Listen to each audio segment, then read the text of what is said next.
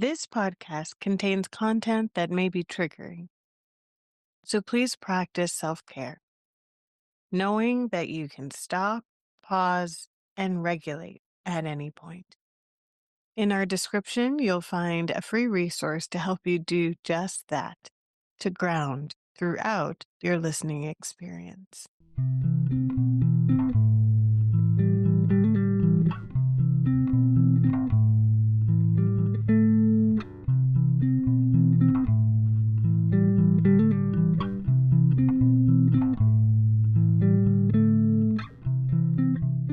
Today, we are chatting with Selena Shelley from When Survivors Give Birth, and I am so grateful to have the opportunity for us just to chat.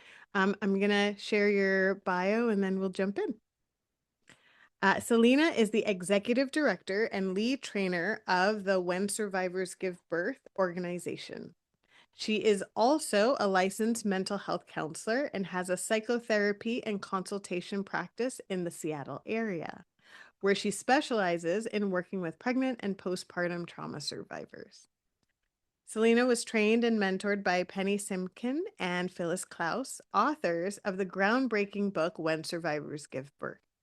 She facilitates trainings for perinatal and health professionals, including nurses, psychotherapists, doulas, midwives, social workers, doctors, and sexual assault advocates. Selena has been working with pregnant, birthing, and postpartum trauma survivors for over 25 years. First as a case manager with teen parents, then as a doula and childbirth educator, and for the past 15 years as a psychotherapist and trauma consultant. She taught a counseling course for the Department of Midwifery at Bastyr University, served on the Prevention and Treatment of Traumatic Childbirth Patch Board, and helped develop and run the Birth Doula Services Program for Open Arms Perinatal Services in Seattle. Selena, welcome. Thank you you. for It's joining us. awesome to be here. Yes, I'm so glad you're here. Thanks for joining us. Well, okay, just from your bio alone, we know that your journey to becoming the executive director of When Survivors Give Birth, it's included all of these different roles, all of these different experiences. And, to be able to go from being a case manager to being a therapist, a trainer, a board member, all of these different pieces. I'm wondering if you can tell us a little bit about the story of how you came to this work in the first place. Absolutely. I love how you're even mapping that out, because one of the things I pride myself in, both personally and in my work with clients and or other professionals, is this idea that we're all on a very windy path, right? Most of us, when we're 20 years old and going, what am I going to do with my life, have no idea where we're going to end up, right? Right. And I was definitely one of those people. I was the youngest person in my graduate school program. I think I went back to school when I was 22, maybe 23. And at the time, I had been working with teen parents, as you said, and I thought teen parent case management, aka social work, was going to be my forever path. Like, I loved that work. I loved I'll call it the complexity of this family systems, both what was going on for my client, but also for her baby, for her family, there was so many pieces. And I actually remember saying to some of the folks in my therapy cohort, like, I don't know what y'all are doing on this private practice therapy path. Like, that's not for me. I'm just here because I like this program and I like what we're getting out of it. It was a very you have to do your own personal work in order to be a good therapist, was the model of my graduate school program, which I fully believe in. So if you would have asked me 25 years ago, I would have been like, yeah, so teen parents, that's my thing. And to be fair, it is still one of my passions, but that windy path took me from teen parent case management while I was getting my graduate degree. And one of my my teen moms, I call them. They're not really mine, but one of the young women in my program asked if I could come to her birth. Mm. And I was like, sure. I mean, it was a residential program. I'm like, I'm involved in pretty much every other aspect of your life. Like, I would be honored. Wow. And it was only the second birth I had ever been to in my life. And when I got there, there was a doula from Open Arms Perinatal Services that you referenced earlier. And I was like, a doula, like paid for by somebody else to serve a teen parent. Like it took my brain a few minutes to be Mm. like, this is fantastic. And from there, like the floodgates of my perinatal work were open. Like I was like, so if I became a doula, I could literally change birth from being at and present with people during their birthing time. Like, so then I went down that path and then I overlapped the two and also opened my therapy practice, the one who said I would never be a private practice therapist. And then somewhere in there, I mean, I had met Penny a long time. Well, it feels like a long time before that, but it was probably like 3 or 4 years before that because she lived in Seattle as well. And I reached out to her to say, hey, what do you think about me leading a group for survivors based on the When Survivors Give Birth model? And for any of you listening who know Penny's, I'm going to call it generosity of spirit and work, she was like, of course, if that gets more people supported and held in this world, like you do it. Tell Mm. me how it goes. Like she just gave me a green light. And I was like, okay. Fast forward another few years, and she asked me to be one of the first cohort of When Survivors Give Birth trainers. Mm. So that was 2012. And I don't want to say the rest is history, but I won't bore you with the last 13 years of like, it's just been a lot of kind of coming to terms with, I still love working with clients. I love what that one-on-one, especially the trauma consultation work can do for somebody preparing for their birth. Mhm. And I feel like I can have the most impact now through When Survivors Give Birth of training other professionals. Because if we can get to that place where one professional changes or shifts their practice, even just micro amounts, Mm. it can have a macro impact on all the people they're serving, right? Yeah. So it's like my job feels like conduit of really important trauma informed information. Mm. I appreciate the picture that you paint Mhm. of the scaffolding of knowledge, the scaffolding of experience, and of being in relation to other people, meeting them, and Yes. being in awe of what they do and how they show up and wanting to be part of that. Um, Yes. and I know that along the way you have met and supported many survivors. Hmm. I'm wondering what have been key learnings, key takeaways Hmm. from how you've shown up, how you've cared for, how you've walked beside survivors, and um, what have you noticed the Hmm. needs are? How long do I have? Because I could talk on that one for a long time. Yeah, go for it, wherever you take it. Um, well, first of all, even as you were just asking the question, I could almost feel myself tearing up because of how it's like how profound this work is when we are working with sexual trauma, historical sexual trauma, whether that's childhood sexual abuse or recent sexual assault or even intergenerational patterning that has come down or messaging.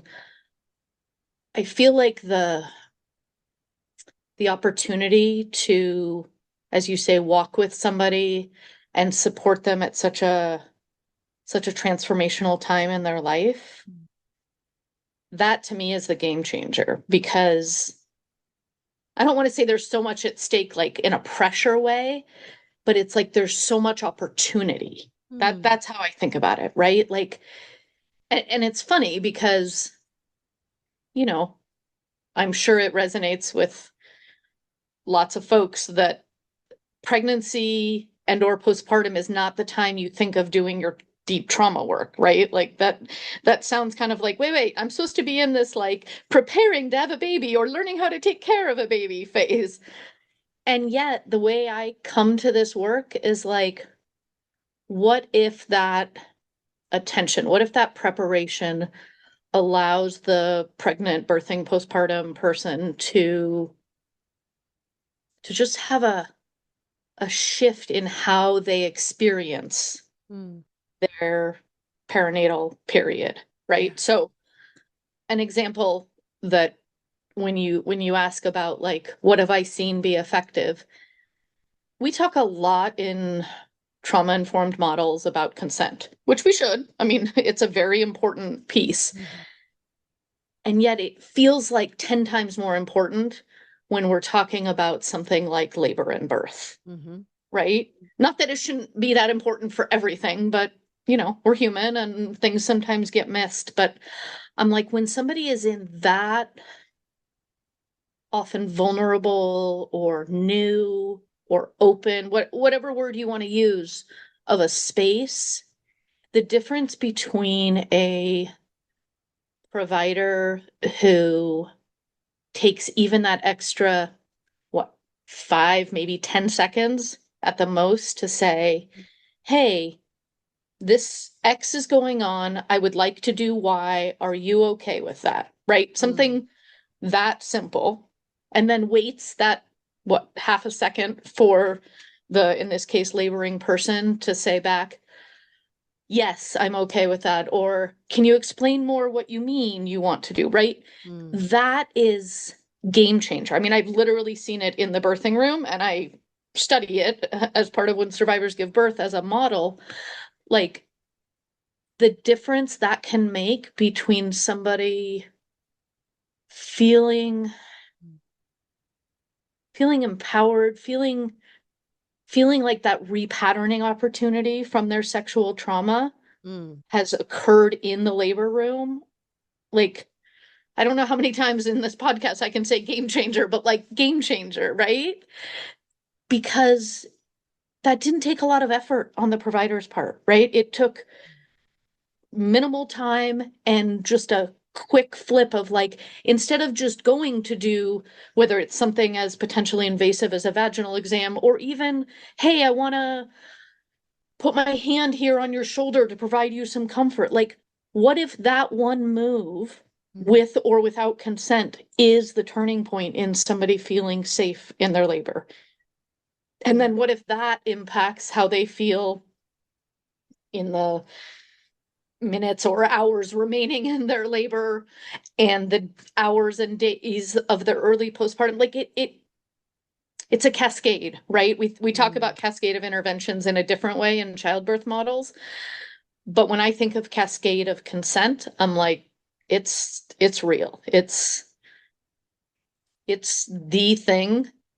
I mean, again, I could talk all day on this, but if that were the one place that survivors felt empowered, that they were always going to get to consent to who touches their body or their baby's body in a certain Mhm. way, I I literally think we'd change public health. Mm.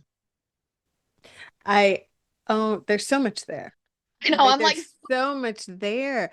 And to so many folks, that might sound simple, right? mhm. And to other folks, it might sound like, oh, so much more work, Sure, right? sure, fair. But I think the framing of it actually, once someone kind of sits with it, there's a Mhm. recognition that even though it may feel like, okay, now I have to like take these steps between it, that it actually does, it's a front end work that actually does so much on the back end. Well said. And what's interesting is, the language that I'm hearing, right? That I'm pulling that's like staying at the forefront of my mind that you're using, which is opportunities. And how Yes. often do we miss opportunities that folks are with, like, it's in the air, it's right there, but we miss the Yep. opportunity. So I appreciate Yep. the language of repatterning opportunities, Yeah. cascade of interventions, cascade of consent, and how Hmm. these things can happen all the time, and how our minds move from, oh, it's kind of really heavy, that's a lot more work, to this is doable because it has such a benefit if we reframe to think about opportunities that are in front of us with each Hmm. person. So I'm wondering if you can say a little more about this Yeah. repatterning opportunity Hmm. and how folks could really see it as such. Like, what is happening in that moment? Hmm. Hmm. I love that you're utilizing the word opportunity because I think that's a really nice concept for all of us to almost see a visual of, right? Like you can start in one place and literally move. There's an opportunity to move to another place. Mm, What it makes me think of is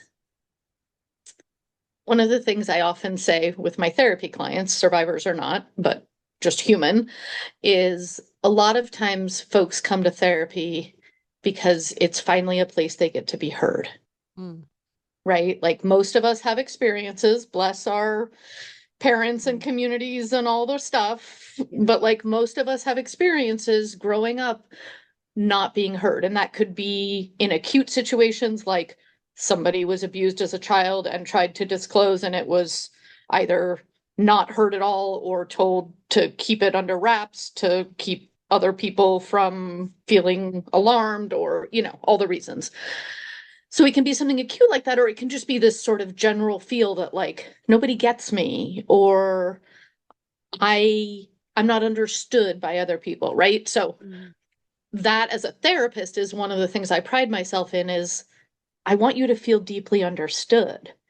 And so if we take that and put it into the context of sexual trauma survivors in a very vulnerable and yet opportunistic time for change, for that repatterning, it's like, what would it feel like if, say, a birthing person had that experience of not being heard around their previous abuse, mm, right?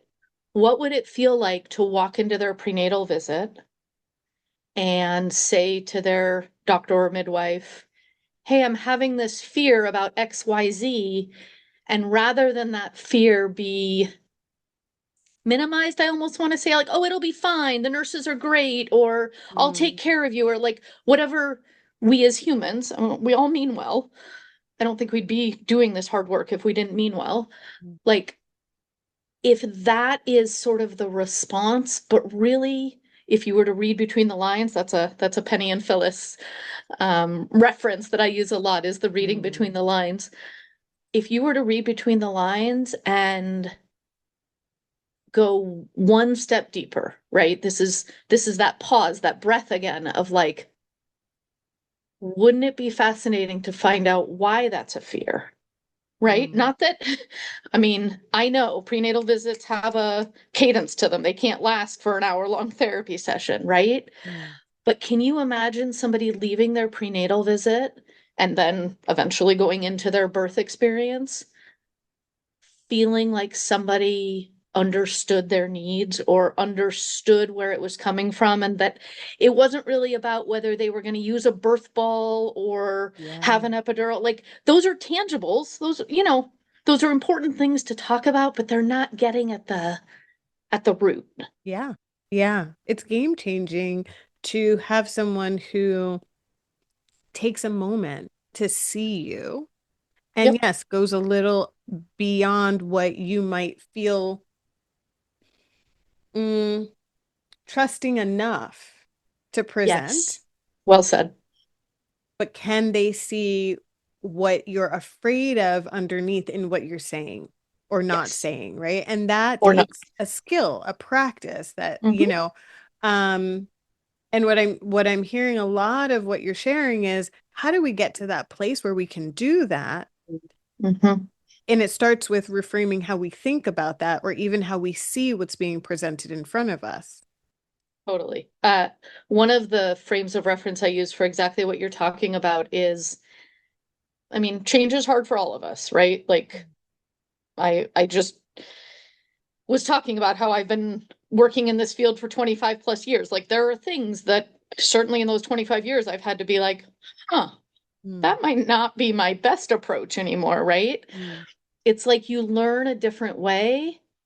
And my hope, especially when I work with providers, is at first it's going to feel awkward if it's not, how you're used to practicing, and it's going to require attention and like a moment, a breath, or okay, how do I want to respond to this person? mm. And yet I can't make any guarantees. That would be unfair of me, but I can almost guarantee that providers that are able to make that shift and hear what's going on underneath or address the anxiety and fear that may be coming from previous trauma, their jobs actually get easier, Yes. right?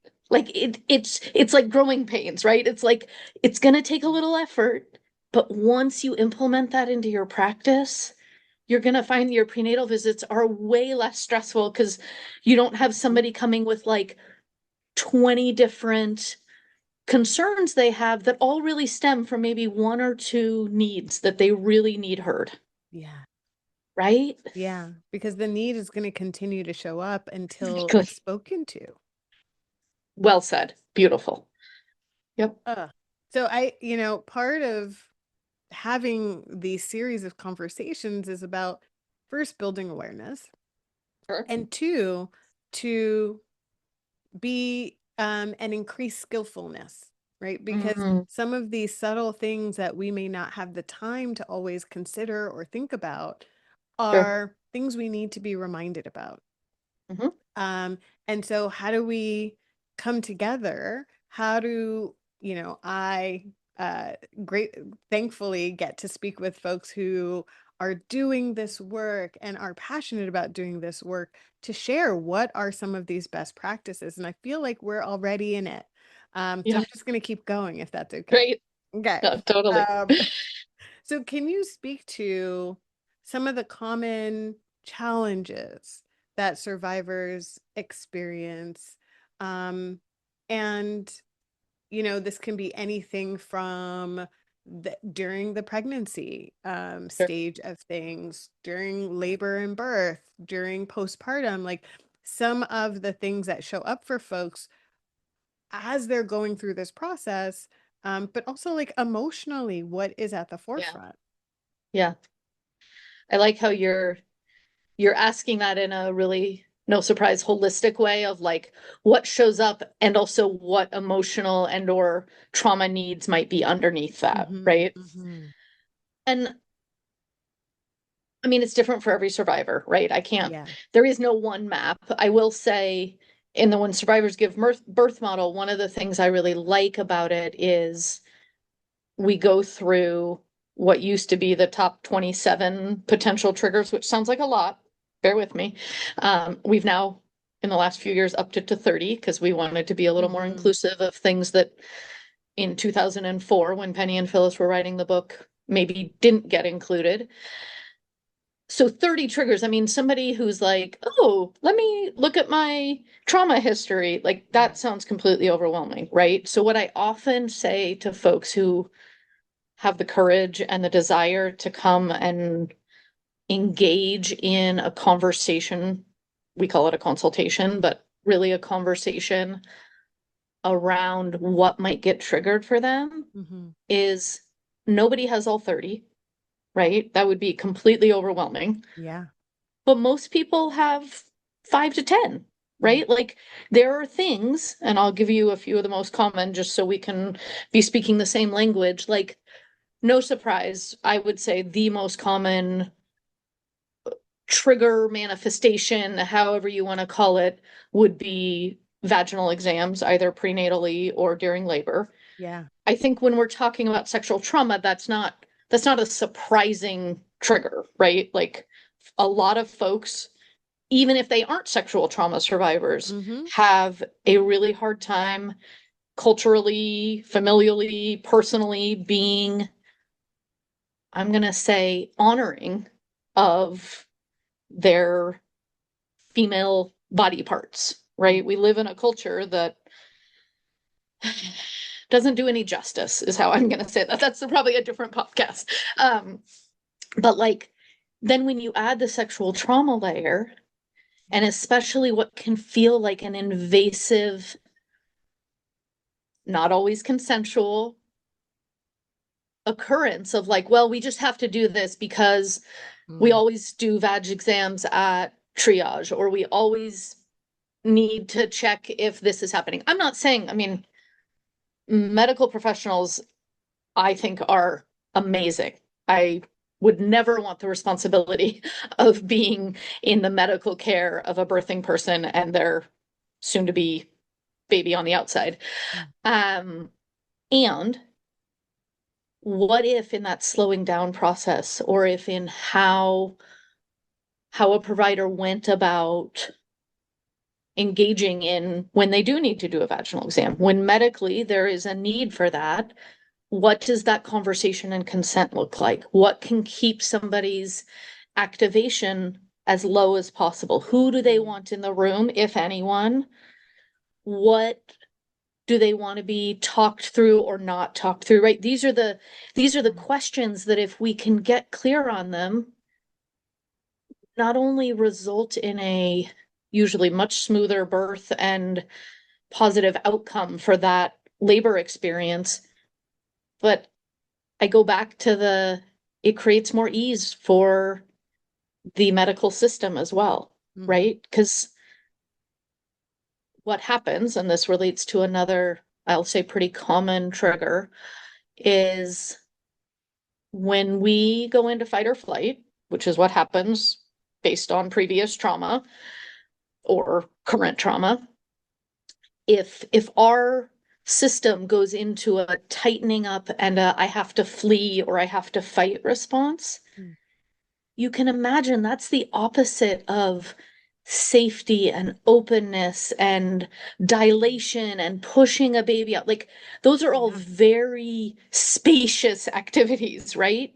Yeah. Versus fight or flight is all like, I mean, my fists are clenched right now, right? It's like, Hmm.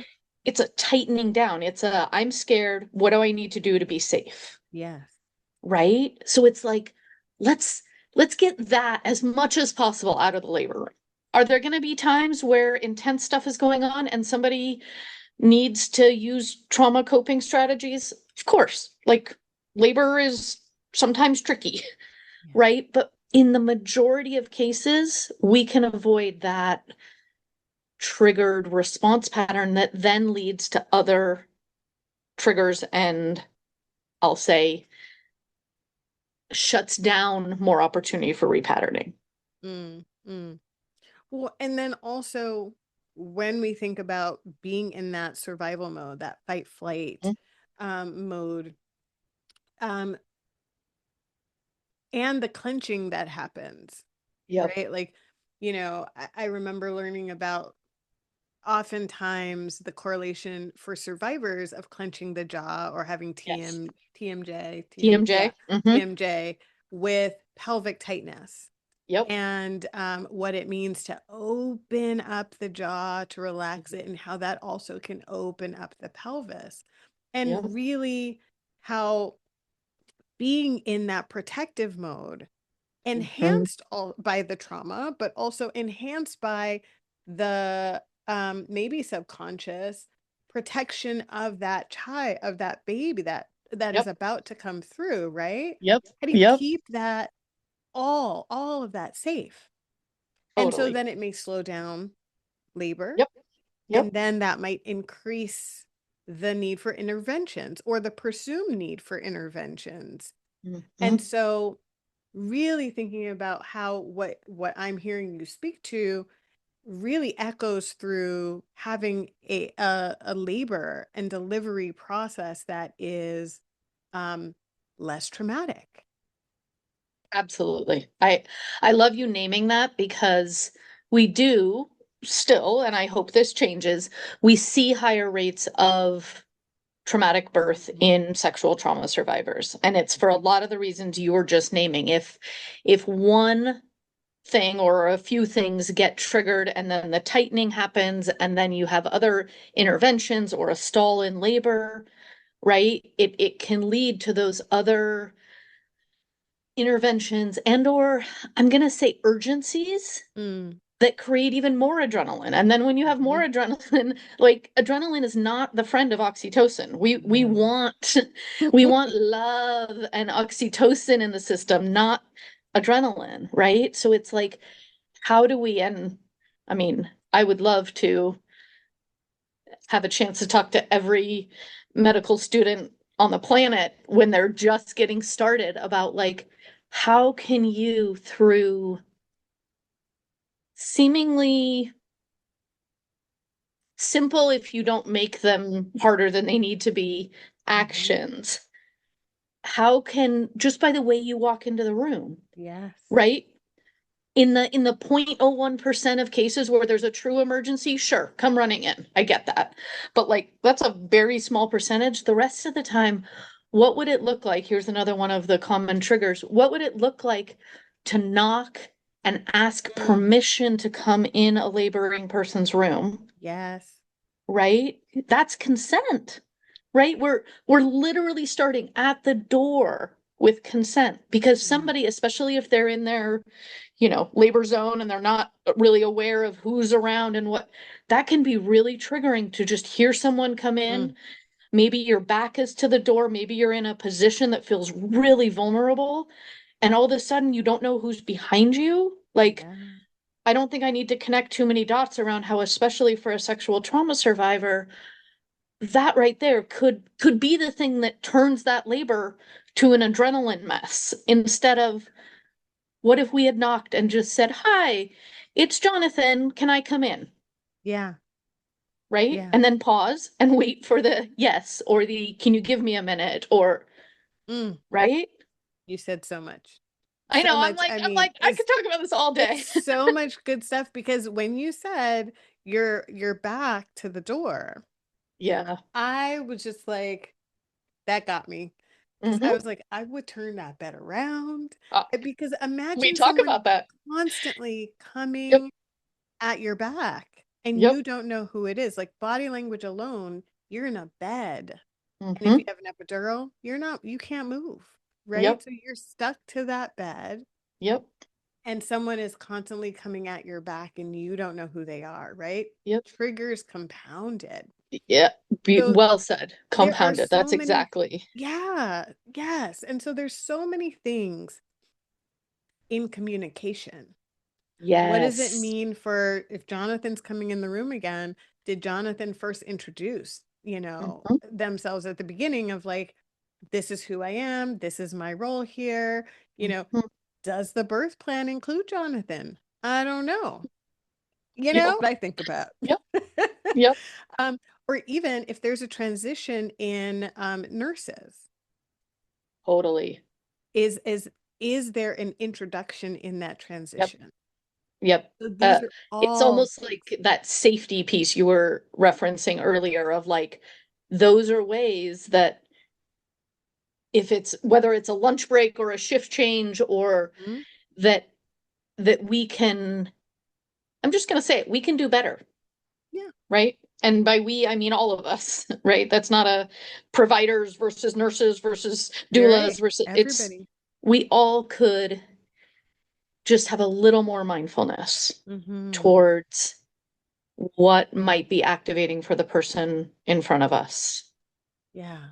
And slow down and pause. Yeah. Yeah. I love that. That like these are tools. Slow Hmm. down, pause. Um, for you, what has been, whether it's in, any of the roles that you've been in, right? But Sure. what has been the most helpful tools for you to pull out of your toolbox? And maybe you've spoken to some already. Yeah. Um, but what would you say in supporting Hmm. survivors? The framework I come with most often, especially with survivors, but again, probably across the board, is this idea of locus of control. Mm. Okay. So when we think what allows somebody, especially in such a potentially vulnerable time in their life, Mhm. what allows somebody to still feel like they have some control over the situation, right? We talked about the, knocking on the door and giving, Yeah. that's locus of control, right? You don't just have people who you don't know coming in or touching your body, or, I mean, locus of control can look a lot of ways. Um, Sometimes what I love about the prenatal consultation is it's just a carved out time in somebody's pregnancy to really look at where they need to feel some locus of control, right? Because it's Mm. different for everyone, Yeah. right? So I'm thinking back to this client I worked with who, for her, given I think both cultural stuff, but certainly her sexual trauma, she needed to have her breasts covered Mm. during her labor. And then even during breastfeeding, she wanted to be pretty modest. And I was like, we can totally strategize how to help you do that. Like, Mhm. that isn't something that has to be triggering and like Mm. sends you down this trauma path. Let's talk about you wearing a bikini top if you're in the shower or even just during your whole labor. Mhm. Let's talk about asking folks to leave the room when you're ready to feed your baby so that you can have maybe just one person there if you're newer to feeding from the body and you're like, I could use a little help, but I don't want, seven Mhm. family members or med students or whoever it is there. Like, Mm. those are moments of, I'm going to say game changer again, like, Mhm. of let's allow somebody at a very vulnerable yet very powerful time in their life to feel that power. Yeah. Yeah. Permission, I'm hearing. Yes, Yeah, and absolutely. how that for a survivor who, when your body there has been no permission, Yes. Yes. sometimes you feel like you don't have it. And Yep. it takes someone else telling you or Yep. even offering you the opportunity of like, oh, Love it. I can do that. Yeah. I love how you just said that, because that permission piece, I I think it's hard, Mm. especially if folks have a trauma history, to sometimes feel like you get to have a voice, Yeah. right? And if this goes back to the jaw pelvis connection, like, Mm. it doesn't surprise me that whether in sexually abusive and or assaultive ways, or in allowing somebody to be heard ways, Mm. there's a connection point Yes. somatically, right? Like, Mm-hmm. what would it look like for somebody maybe who has the opportunity to do a consult or read all these books and is really empowered and has their voice, or somebody who needs that invitation like you're talking about from Mm. their doula, their childbirth educator, their doctor, their midwife, whoever, their nurse, like, to say, hey, you matter in this situation. Like, you, not only do you matter, you are a very critical, important, amazing part of this process, Yeah. right? Yeah. Yeah. Because I don't know about other folks, but I know for me when I was pregnant, it was oftentimes the focus goes to the fact that you are carrying. And Yes. it's not like you're less included in the conversation. And Yep. so, but it's very strange because it's your body. Hmm. And so Hmm. I make a practice of when either going to a baby shower or I know someone in my life who is, pregnant, bringing something for that I parent love that. because they can't be forgotten, right? Yeah. Because we're not vessels Yeah. at all, and we have personhood, and we Hmm. also need to be reminded and given permission to take up space for things to also Yes. be about us. And Yes. so um this piece about permission rolls into, okay, well, how do we, in as many realms as we play a role, in the life Sure. of a pregnant person or a parent or, anyone along this journey, how do we remind them that they Mhm. have permission to do Mhm. whatever Mhm. XYZ? Mhm. Um, yeah. And I'm I wondering, think yeah, go you're, ahead.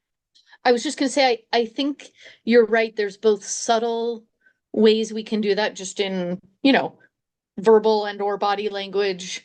And there's also really explicit ways to say, like, you, this is your body, this is your birth, right? Because I think one of the disservices we do, and this is probably not just in pregnancy and birth, but like, we're not, especially when it's our first time or Mm, we haven't maybe lived in a village where we've been to 30 births and know all about what's going to happen, right? yeah. There's a lot of like, well, I don't know. You over there, professional person, whatever hat Mm, they have on, you must know. And while there is, of course, some truth to education and having worked, for decades with pregnant and birthing people, like, of course, I've seen a lot. mm. But that doesn't mean I know the person sitting in front of me. I'm pointing at my therapy couch right now. Yeah. Like, it doesn't mean I know the person's needs intrinsically in front of me. They know them better than anybody else, Yeah. Yeah. right? Yeah. Which goes back to the foundational belief in therapy that the client is the expert of Yes. themselves, Yep. that we're not the expert. We're walking with folks, and they Yep. give us permission to walk with them until they Hmm. don't. Sure. But, that they're the experts. So we always, no matter how much we know, they're the ones that need to be leaned on for their Yeah. expertise about what they want and need. Um, Can you speak a little bit to, like, if you were going to find one skill that you Mm. would recommend folks Mhm. learn, or to that you feel like is essential for them to have in their toolbox, what would you say that might be? Oh, I'm gosh, sure it there are varies many. so much. Yeah, I'm like, it really depends on, are they coming with this or that? One of the things in the When Survivors Give Birth model that we talk about are like themes of trauma. Mm, And so, not to bore you with too many details, but like in my mind, there isn't just one, but if we could name sort of the umbrella theme that is coming up for that person, one of mm, them being locus of control, right? So we've mm-hmm. already talked about that. For some people, it's modesty. For other people, it's fear of what might happen to their baby. Like if we can, if we can sort of tap into where that person's most, I don't even want to say anxious, like focus is in terms of potential triggers or activations, like what drives them, what is getting hooked more commonly. Yeah. So I know that doesn't exactly answer, but I don't have a one size fits all. I Yeah. have a, again, it's we can we can see some very common themes, right? Yeah. It's not like most people don't fall under, a few handful of triggers and a theme, but like it's that taking a few minutes. I mean, sometimes I wish every birthing person had access to even just like a mini consultation, right? Even it, Mm, like some folks are not going to come sit with someone like me for 2 to 4 hours cumulatively and really explore. Like that might not be realistic for their time, their finances, their just yeah. reality of maybe they're 39 weeks pregnant and they're like, I got some stuff to figure out pretty quickly. Mm, But like, what if I'm a little biased because I've been doing work with Cleveland Clinic and mm, they have an amazing model. Anybody who wants to look up the Empower program, oh my goodness, I think it's a game changer. mm, Um, it what we've worked on. is I trained their nurses in the When Survivors Give Birth model and trauma-informed care. And now they have every patient that's birthing at a Cleveland Clinic hospital, which you can imagine is a lot of birthing people because Cleveland Clinic is huge. At 20 something weeks, they fill out a self screener on whether they have a history of trauma and or whether they're experiencing anxiety about their upcoming birth. Yeah. Oh, And if so, they get to meet with a nurse ahead of time to like talk about what they need in the birth. And I'm just like, could we do that for everyone? Like yes. that would literally change public health right Yes. there. Mm, I love that. Thank I you. know. I know. I can't wait to see where that program goes and help replicate it in other places. I'm like, this is what's missing is like we don't have it doesn't have to be hours and hours of therapy. And I mean, I love therapy, but like for a lot of people, it could be 1 hour with an L&D nurse where you get Yeah. to see the room and you get to be like, oh, that's the machine they're talking about, or Yeah. here's what I'm most scared of, right? Like, oh, Well, and love it. how that preparation Yes, lowers anxiety. absolutely. And it says Absolutely. somebody cares, right? Yep. Someone cares enough to take the time to show me Mhm. this room. I love that you said it that Amazing. way. Yeah. Amazing. Thank you for sharing that because I mean, I'm with you and Yeah, of course. I'm with you on that needs to be everywhere. Yep. Let's make it happen. Yeah. And so I think one of the things that um I'm aware of, it can be a challenge for many folks is and then also a big trigger for many survivors is the nursing process. Yes. Is, you know, and I say this when I'm talking about my own birth. It's like you go Hmm. through Hmm. having this child, Yep. all of everything that that All the takes. things. All Yep. the things, right? Some things, no, there are no words for. And then you're expected to heal. And I say this, heal both physically, Yes. emotionally, as Spiritually. trauma survivor, what healing looks like collectively from the trauma that Yep. birth can be just in general. Hmm. And then you're expected to feed another living being and keep them alive. Hmm. Hmm. It's No pressure. asking for a lot. That's a lot of Yep. pressure, right? Exactly. And there are folks who are just like, because of whatever reason, right? For some Mhm. survivors, it's nursing from their bodies does Yep. not feel comfortable. It's a trigger. It's not something they want to happen. Yep. For folks who are not survivors, that's also something that they may not want to experience or happen either. And Sure. I know that that's not always understood. Yes. And so what have you learned about that? What Mhm. guidance might you be able to offer some folks? I love that you're asking that because I I witness so much cultural and societal pressure around breast and body feeding that I think it actually gets in the way of successful infant feeding. Mm, So let me back up. I will be real and humble for a minute and say when I first was in this work, when I was doing like the doula work, especially with teen parents, I am a huge breastfeeding advocate, like full stop. I think feeding babies breast milk is awesome mm, and important and good for their health, all the stuff. And I think this is that complexity of working with teen parents because to be fair, most of the young women I worked with were I'm going to say vocal about their choices or opinions, right? They're teenagers. mhm, Um, Teenagers often with a trauma history, like that's a mhm. that's a combination, right? Yeah. I would get a lot of pushback, whether I was in the doula role or the case manager role, of like, that's not how I want to feed my baby. And I would have this like push pull, right? Of like, but it's the best.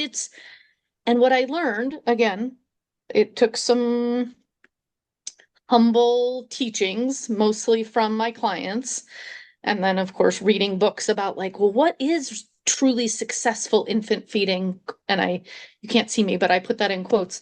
Mm. Successful, we need to do some redefining of that, right? Yeah. I now walk into most of my survivor consultations with, I'm going to say, an openness to what does the person in front of me need to feel successful in their feeding journey of their Mm. baby, right? Mm. And if they say to me right at the gate, I am not feeding from the breast, or I am not going to even use breast milk, or I'm not going to pump, then we start there. We don't start with me. And again, I'm being honest and humble. Like when I had my green doula hat on, I was definitely like, no, no, you can do it. Let's figure it out. Instead, now from a trauma informed place, I start with, tell me why that is where you're at. Because then I can better understand. And Yeah. do I have some, of course, intrinsic leaning towards, can we, as we work through what your limitations and needs are, can we find a way that the baby could get some breast milk? Because I do believe it's really awesome. Sure. I'm not going to lie and say that is completely off my radar, Mm. but I would much rather have a person, especially a trauma survivor, coming out of their hopefully not re-traumatizing birth Mm. and continuing to feel, we go back to the locus of control, Yeah. right? Continuing to feel like they get the say. Yes. Yeah. Because ultimately it is their say. And 100%. either they're going to lean on support that is supportive Yep, to navigate that, or they're going to really kind of sometimes figure it out on their own, which can exactly. have its own challenges. Yep. And Yeah. it goes back to that, you were using the word permission earlier, that I think is really key to all of this work. Like if you give somebody permission to honor their own body and their own history and make choices around how they feed their baby based on that. Mhm. Sometimes I have literally had clients come from walking in the door being like, nope, not doing that. Sorry. To, okay, what would it look like to Mm. exclusively pump? Or what would it look like to only feed my baby at the breast when I'm in private? But when Mm. I'm in public, I formula feed. Like, Mm. there's so many combinations. And Yeah. it's like we seem to be forgetting the birthing person's, or in this case, feeding person's permission needs to be there, right? Yeah. Yeah. You ask such a key question that I don't think, I mean, I've never been asked it, and I don't know how many people are asked about, just understanding Mm, why they've come to, like, what informs their decision and what yes. does it look like for them? What do they want? I mean, that's rare. Mhm. Even in relationship to like a lactation consultant, that can be Totally. so rare. So the power of that question and all that it opens up. Thank you for sharing that.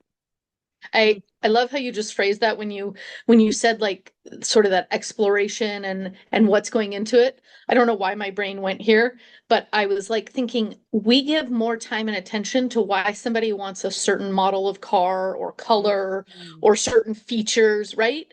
Yeah. Than we do to something as important both spiritually and physically as how you feed your baby, Yeah. right? Like that deserves, if not at least as much more time and attention of sort of that, like, well, why is that important to you?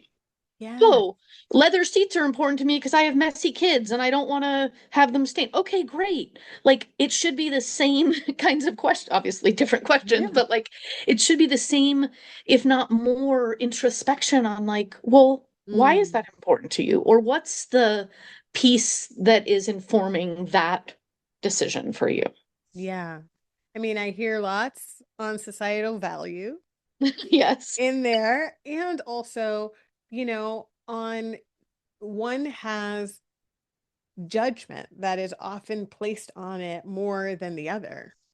Yes, absolutely. And yes, we need to talk more about this in general. We just need to have Completely more of these agree. conversations. Um, so you've shared a lot of tools, which I appreciate. Um, and I I guess I'm wondering if you can speak a little bit to mentorship because Mhm. I mean, part of you have touched on the mentorship that you received, and I Absolutely. imagine along the way you've had many different mentors. So how significant is it, mentorship in this work?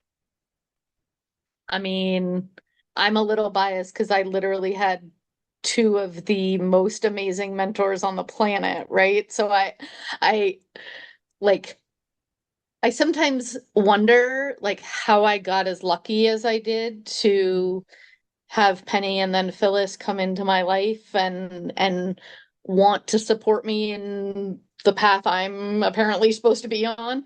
Like I none of us can do this alone, right? In a vacuum.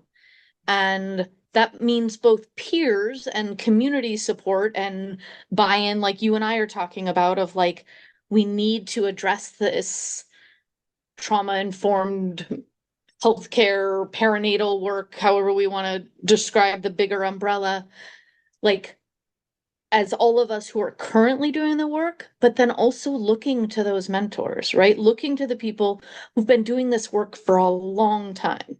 yeah. So one of the, I remember when I was 30 years old, I was just turning 30 when Penny was turning, let me get the math right. Yeah, when Penny was turning 60. She's 30 years, she was 30 years older than me. And she was on the Open Arms board with me. So we were at a board meeting. And any of you who have sort of crossed that from 20s to 30s jump know that right around 30 is when you go, oh my gosh, am I doing what I'm supposed to? Like, it's kind of that, like, I don't know, third life crisis or something, Yes. right? Where you're like, have I done enough? What am I doing? Right.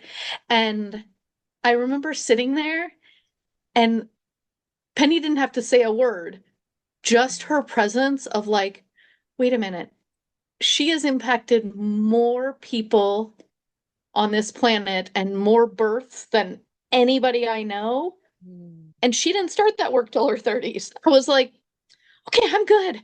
I'm good, right? So yeah. like uh, it's sort of it's a different form of mentorship when I think of that memory, but it's so important, I think, for all of us to remember that like it takes time, it takes building skills, it takes messing up, Mm, right? Like when I talk about some of those green doula moments where I'm like, oh, wish I wouldn't have approached it like that. Like we all have that. And you and I will still have that in our mhm. current, I mean, it's not like we have it all figured out, No, right? no. Even Phyllis, I just got to celebrate. Phyllis would hate me for saying this on recording, but I just got to celebrate Phyllis's 90th birthday, Oh, which, oh my gosh, was the most precious gathering ever. mm, And even at 90, you hear Phyllis being like, well, I don't know if I know XYZ. And I'm like, Phyllis, you are like literally a scholar in this work. Like, of course you know. And still that humility, right? mhm, So mhm. it's like Yeah. we all just need to find our mentors where we can and be listening for those messages. I guess that's how I would sort of frame it. Yeah. Thank you. Thank you. Sure. And I'm also wondering because maybe you've mentioned the When Survivors Give Birth a couple of times, so maybe Yeah. this is your recommendation. I recommend it to everyone, just saying. But is there a book or an article or a training, some sort of resource that you would recommend folks learn more? I mean, you're right. I'm a little biased, but it's also true that But you can be, you should be. I Yeah. can be. And honestly, like when survivors give birth was groundbreaking, and so therefore it's still in my mind the framework that we all come back to in this work. Yeah. Now, admittedly, this is one of the many things on my plate is the book needs some updating, right? It's 20 years old now, and a Mm. lot has changed in how we approach trauma-informed care. So, would I say that there aren't other newer awesome books? Like, depending on what somebody's looking for, you can find lots of articles. Interestingly enough, ACOG has an article that talks about, I don't remember the exact title, but it talks about what providing care to sexual trauma survivors should Mm. entail. Mhm, mhm. And it's like, I don't know, 6 or 7 pages. It's, something that most of us have the time to read, whereas, a 200 plus page book takes a little Yeah. more commitment. Even something like that, I'm like, if if we could remind ourselves that the the obstetricians, like the model of OB care has Mm. said, yeah, there are ways we should be doing this more informed, more like it's the taking the breath, it's the consent Mhm. piece. Like if if we can get that summed up in 6 or 7 pages, Yeah. we should all be reading that as professionals.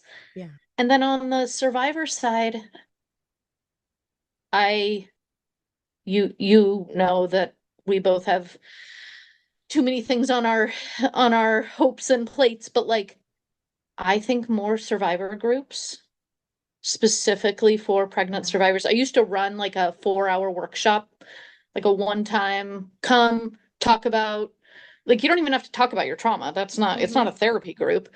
Talk about what's coming up for you during your pregnancy, what your fears are in your birth. Like, if we could, this was sort of like the Cleveland Clinic model, if we could make that sort of idea Mm. accessible, it doesn't have to be a book or an article. It can be like that that felt sense of, Yeah. oh, other people experience this too.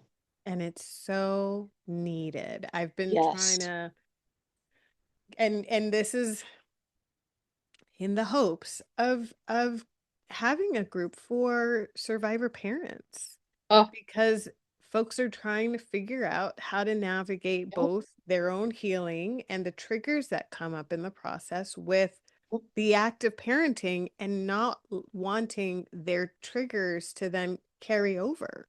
And it's absolutely. hard work. It is Uh-huh. hard, emotional, everyday work.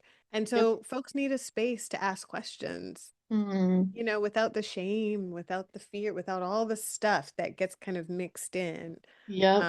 So yeah, thank you for speaking to groups and the importance of that. Yeah, Hmm. absolutely. Hmm. Um, what is something that you would like survivors to know?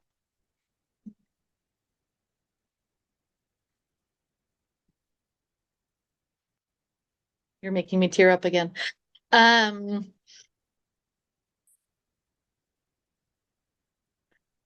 I think that there is a lot of potential for healing and repatterning.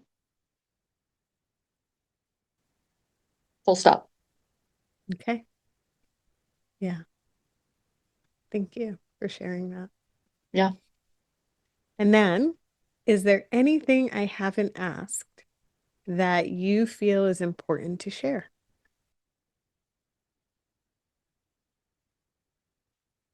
I mean, I adore you, so we could sit here all day and have a I could conversation, but too. Oh my goodness. um, you know, I'm going back to some of the pieces we talked about regarding how different professionals interact and like what their space and place and role is Mm. with their patients or clients.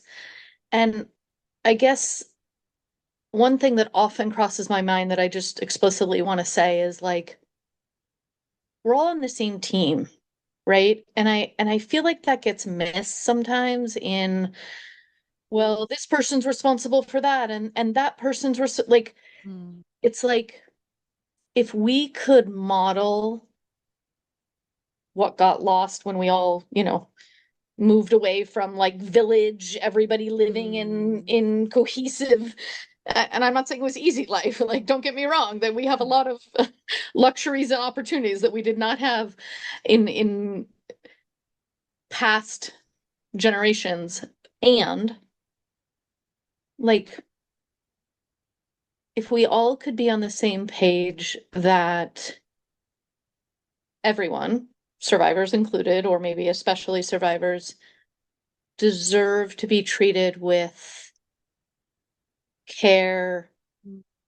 and deserve for their voice to be heard, and that it will result in better physical and emotional birth outcomes. Like, Mhm. who's not in favor of that? Like, that's something we can all get around. We just all Mm. approach it from different places. So, Yeah.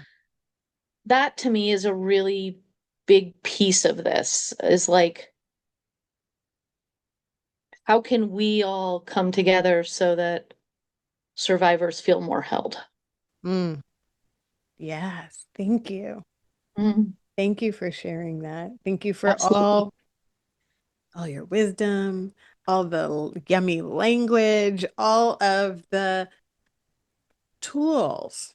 And I say that, sometimes we think of tools as like, tell me what to do.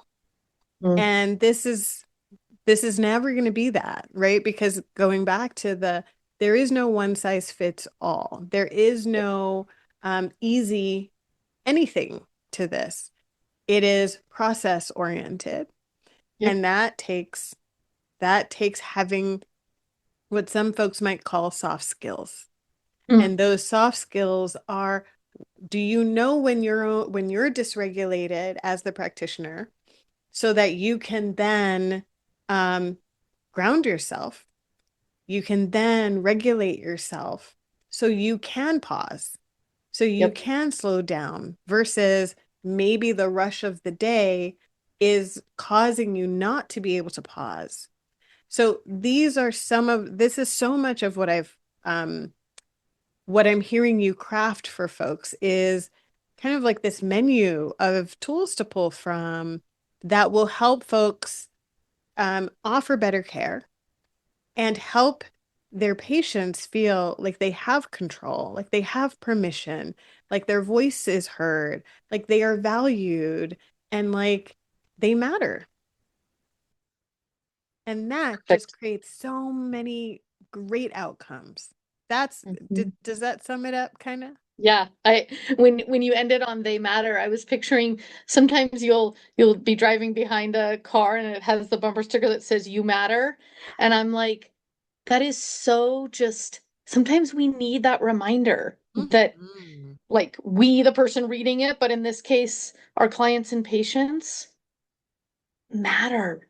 Yeah. Like, this isn't just about another birth, because to that person and that baby, this is their only experience of that birth. Like, they're Yeah. not going to do 20 more births this week, Whew. right? And you don't get it back. Yes. Oh, well You said. don't get that back. I mean, you get opportunities to heal and repattern just like Yes. you do from previous trauma if your birth goes awry. Hmm. But you're right, the actual, this is what happened, or this was my experience of what happened, you don't get that back. Yeah. So Well if we said. can try as best we can to do our part, Yeah. then we can help that person have a reparative experience Yes, exactly. and add on another layer of pain and trauma. Yep, Okay. I think we exactly. can do it. I think it's possible. Uh, I believe it's possible. I believe we have a lot of work ahead of us, but I do Yes. believe it's possible. Yes. Yes. Ah, thank you. Thank you so much, Luna, for joining Oh, thank you. This on was Be the fantastic. Blue. Oh, it's so good. And, we'll do it again. We'll do it again.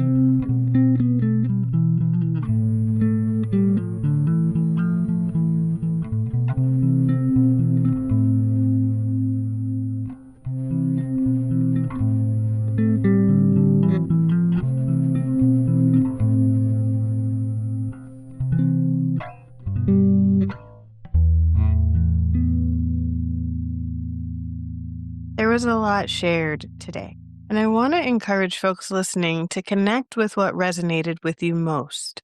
Consider one practice you can take from here and move into learning more about or even practicing if it feels appropriate to do so.